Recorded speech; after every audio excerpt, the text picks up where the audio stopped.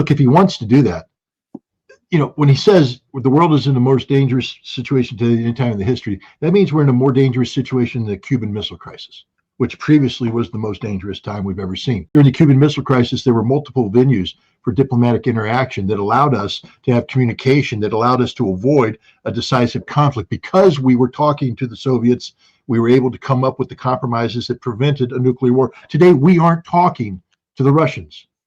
Anthony Blinken is not picking up the phone and calling Lavrov. Biden is not talking to Putin. Nobody's talking to anybody. Anatoly Antonov, the ambassador to the Russian ambassador to the United States, went home last month and hasn't been replaced because nobody talked to him for 7 years. So here we are at a time when we have to be talking to the Russians. We have no other choice but to be talking to the Russians. We're not.